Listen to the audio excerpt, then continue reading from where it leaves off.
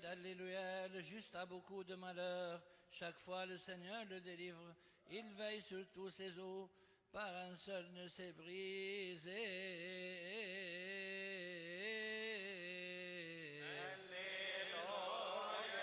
L'évangile selon saint Luc, que sa bénédiction soit sur nous tous. Amen.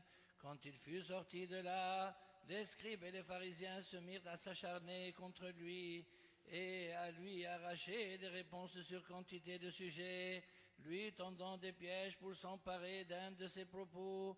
Là-dessus, comme la foule était assemblée par milliers, au point qu'on s'écrasait, il commença par dire à ses disciples, « Avant tout, gardez-vous du levain des pharisiens, la fausseté. Rien n'est voilé qui ne sera dévoilé, rien n'est secret qui ne sera connu, parce que tout ce que vous avez dit dans l'ombre sera entendu au grand jour, et ce que vous avez dit à l'oreille dans la cave sera proclamé sur les terrasses. Je vous le dis à vous, mes amis, ne craignez pas ceux qui tuent le corps et qui, après cela, ne peuvent rien faire de plus. Je vais vous montrer qui vous devez craindre.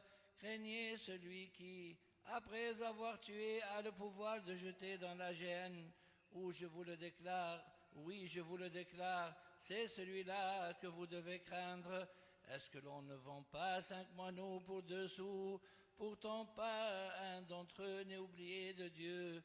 Bien plus même vos cheveux sont tous comptés. Soyez sans crainte, vous valez mieux que tous les moineaux. Je vous le dis, quiconque se déclarera pour moi devant les hommes, le Fils de l'homme aussi se déclarera pour lui devant les anges de Dieu. Mais celui qui m'aura renié par devant les hommes sera renié par devant les anges de Dieu. Et quiconque dira une parole contre le Fils de l'homme, cela lui sera pardonné. Mais qui aura blasphémé contre le Saint-Esprit, cela ne lui sera pas pardonné. Lorsqu'on vous amènera devant les synagogues, les chefs et les autorités, ne vous inquiétez pas de savoir comment vous défendre et que dire, car le Saint-Esprit vous enseignera à l'heure même ce qu'il faut dire.